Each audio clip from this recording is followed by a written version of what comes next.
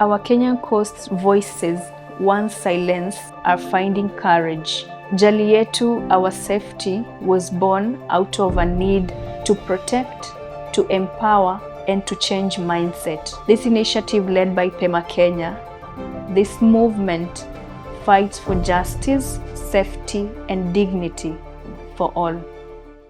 The Jali Yetu project is a project that was born out of the need to enhance the safety and security environment for the LGBTIQ communities at the coastal region. Being a project that has been supported by the Kiosk Foundation, there was a need to ensure that we strengthen our safety and security mechanisms, especially at the height or at the peak of the anti-LGBTIQ movement that has been spearheaded by various actors that at the end of the day really threatened issues, or rather the safety and the security of the community members within the country. In the effort to do this, we have been able to ensure that we train our community members on safety and security mechanisms, and other than that, also ensure that our key stakeholders are also trained and their capacity strengthened to ensure that they also contribute to enhancing or strengthening safety and security mechanisms. With that, the project has been very instrumental to not only strengthen the capacities, but also inbuild tools and mechanisms that would monitor safety and security, but also ensure that services are being provided with regards to safety issues, with regards to legal issues, as well as health issues. One of the tools that we've been able to develop out of this particular project is a digital platform called Saraka, which in English is called a directory platform. The directory will help the LGBTIQ communities to identify points of service provision, be it health or be it legal, whenever an insecurity incident has occurred within our membership. I am happy that through the pioneership of this project, we are also going to collaborate with Social Justice Center. We are going to collaborate with law enforcement officers, local administrators, as well as religious leaders to ensure that we strengthen safety and security mechanisms, not only within Mombasa, but also in the neighboring counties like Kilifi and Kwale. Thank you very much. My name is Lilian Karuga, Executive Director, Tetea Jamii Social Justice Center. We are based in Kilifi County, Takambu Ward.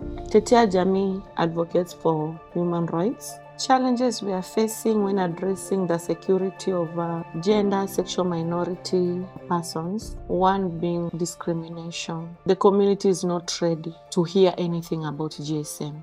Challenge ingine pia when it comes to addressing or talking about GSM, telling them how we need to protect them like any other person. It's really a big challenge. Jamii wamezoea tu kunyoosha mikono, but at the end of the day, GSM community wako wapi? Ni sisi katika jamii. But are we ready to talk about it? 99% no. After the engagement with Pema Kenya, a lot has changed in a positive way. Pema Kenya has done a lot of things. Hizo trainings za sisi kama social justice centers. They have also linked us with law enforcement. They have also brought to us training on documentation tool ya GSM persons, ambayo hii tool itatusaidia sana to work very closely. It will also tell us the danger zones in case kuna shida yoyote GSM community yako nayo. Ni kwa uharaka gani na wepesi gani anaweza kusaidika bila kupata madhara yoyote yale. My name's Ben Mutunga Valasa. Mimi ni Chief kutoka location ya Chani ambayo iko Changamwe sub-county, Mombasa County. Before engaging with the Pema Kenya, my perception on the gender sexual minority was not good. We used to think that the people were only pushing themselves to that situation so that they generate income. The major one that I got engaged in was two young girls. They were seen moving with dress of female. Also wakawa wanaweka pipini kwa mapua. So the society, particularly men, got agitated and they came to my office so that I allowed them to chase the two youth out of the residence they were staying. And actually they come from that locality. So as an administrator, that was a very challenging situation because they wanted me to give them permission so that they chase them away. They know that there's a Chiefs Act, or it has been outlawed, but somebody told them, if you use the chief, you are going to eliminate these people out of this society. When I got involved with the Pema Kenya and started dialogue, the dialogue encompasses a lot of people. The administrators, the health team, the clergy. There was a very elaborate discussion. Even tunasomewa Quran, tunasoma Biblia, tunasikia kutoka kwa madaktari. That gave me a very big change. Nikaona kumbe I'm perceiving people like they are wild animals and they are human beings. That discussion and that frequent training and involvement, which of course was being spearheaded by Pema Kenya, gave me a big game changer. It made me change my perception, and I think I progressed out of that. My commitment moving forward is that to make sure that every person, particularly within my area of jurisdiction, because of course as an administrator I have a jurisdiction, is to make sure that everybody gets to know that the gender sexual minority need to have space like any other person. They are human beings.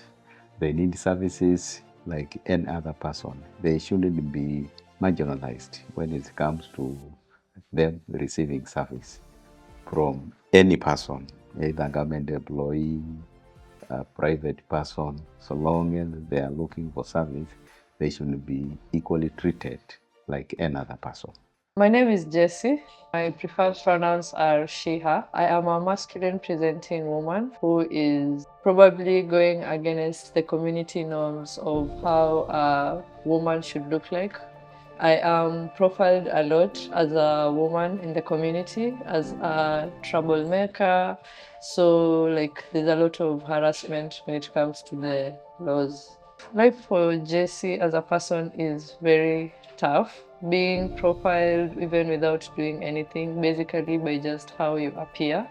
It's very, very hard. The challenges are a lot of judgment from the community and even from the system. For you to be able to be assisted, you have to either be accompanied by a mediator or someone who has been sensitized more about our community. Community engagement through the local enforcement, through the chiefs, them being sensitized, them being open-minded. It has been more gentle and more open-minded and less violent and less harassing, more of them being open to be just honestly hearing me out. A bit safer than I was yesterday.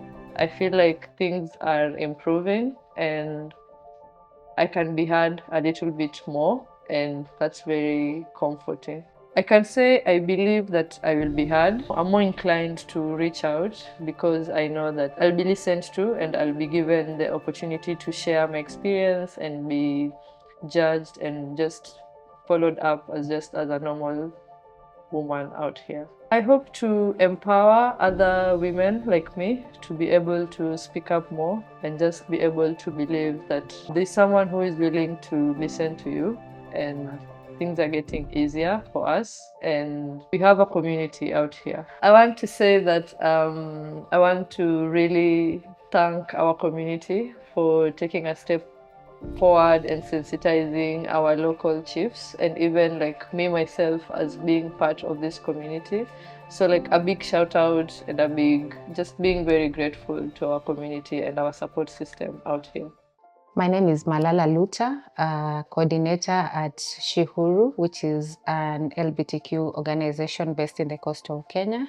I'm also a lesbian identifying woman working for the rights and inclusion of queer persons. Before the coast leadership convening, organizing with regards to safety and security has been a bit fragmented, and to use the word disorganized loosely.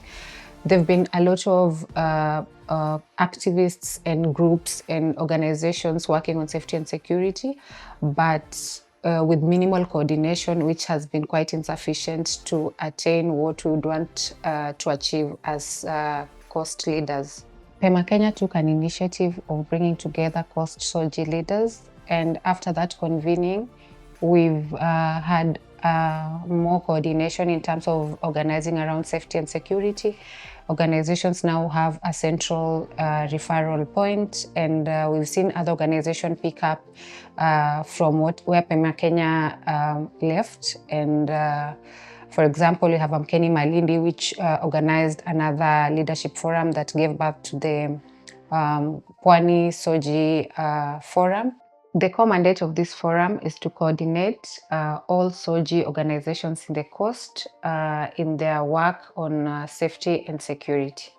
My call to action is for all other CSOs to center safety in their work, collaborate intentionally, and also create safe spaces for the communities that we work with and for.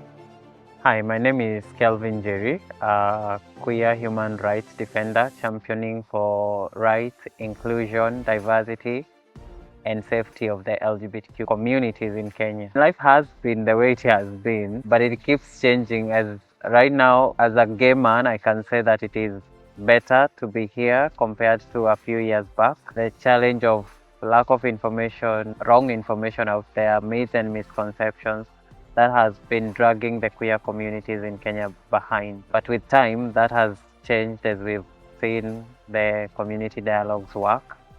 We've also seen, as the global world becomes smaller, social media influences has also helped us. Yeah, and people who are on the ground doing activism, they've really also effected changes. Right now, a lot has changed. The fact that we engage police officers in our dialogues and they come and they sit through and they have become our allies, things have really changed. They're the ones who call us now if any of our members has been arrested to go and help them. So yeah, I feel safer. Well, I hope that we keep engaging more and more people. I have realized that safe and peaceful dialogues with the community members, that has been very effective. Engaging religious leaders, police officers, chiefs, landlords, that has significantly reduced the violence against queer people in Kenya, especially in Mombasa County. I would request that everyone remembers that we are all human beings, equal, that sexuality is a very minor thing to be fighting over right now. My name is Asya Levin. I am a transgender woman in the coastal regions of Kenya. With regards to life and security and also access to my gender identity and sexual orientation, life has not been easy to begin with because we find that we are a marginalized group that has been demonized and has been ostracized in the legal laws and also with the social laws. So we have to fight our way through life. Economically, socially, politically, just to survive. So life has not been that kind of a swift ride, if I can call it that. The biggest challenges that I faced, one was bullying. I faced lots of bullying, both at home and also in a social life, let me call it school system, right from the primary, high school to a university, where I used to be bullied from the students to the teachers to the other school support staff, and I didn't have anywhere that I could report to. And when I could go back home and state that I'm being bullied, in fact, I will be beaten further, you know, the African parent, why can't you not do this? Why can't you not do that? Yeah. Over time, with the advocacy on the ground from Pema, Center for Minority, you know, and also the Girl Class, so I am seeing some form of social attitude change towards the LGBTQI persons in the society. In that, right now, I can be abused by the roadside, but there is that one person who will be able to raise a voice and say, hata kama you do not agree with this person, but this person is still a human being. With regards to safety and the response, I'll tackle the safety part of it. Yes, there is some form of safety, yes, because of the awareness that has been created. And with regards to a response, yes, I can be able to walk to the police stations thanks to Pema Kenya, given they have done lots and lots of sensitization in the local administration and also the police stations. So I can walk and report at the gender desk without feeling stigmatized nor discriminated against. My hopes for the future is one, a world where equality is not just a buzzword. It is a doing word. A future where my sexual orientation and gender identity is not used against me. In fact, it is used to affirm me and I'm being represented. A world where transgender people are visible and represented in all spaces without being ostracized. The quote that I do like most is from Haile Selassie. And he stated that throughout history, it is the inaction of those who should have acted, the indifference of those who should have known better, the silence of voice of justice when it mattered most that has enabled evil to triumph. Thank you. Human rights are fundamental rights, and human rights, everyone deserves the right to be treated equal. Everybody, despite the diversity, despite the religion, despite the sex, should be treated with dignity. When the safety, rights, and dignity of the LGBTQ person is violated, justice in itself is at risk, because no one is safe until all of us live freely. In the words of Dr. Martin Luther King, injustice anywhere is injustice everywhere. Therefore, whenever we see injustice facing the gender and sexual minorities community, we should not sit comfortable and just relax. This is a sign that all of us are vulnerable to injustice. Thank you. Your voice matters. As a human rights activist in your fight against the harsh systems, do not ever forget to rest and center queer joy in your work. Hello everyone, my name is Ishmael Bahati. I'm the Executive Director of Pema Kenya, an LGBT organization based in Mombasa, Kenya, and a partner organization for KIOS. I just want to take this opportunity to say thank you very much, KIOS, as our partners, strategic partners, who have been very supportive in areas of development, especially at areas to respond to violence cases, to document violence cases, but also to support the structures that support the violent response itself. KIOS has also been very instrumental in ensuring that the capacity of the members has been built, especially whereby we capacity build partners that support human rights work in Kenya. We have been able to do a huge chunk of work with the support that we got from KIOS. We just want to say that we don't take this for granted. Thank you for being a truthful partner over the years, and we continue wishing that you support us and continue being a strategic partner as you have always been. In you, we see a friend. We don't just see a donor. We see a friend and a person that we can count on to walk this journey with us. Thank you very much.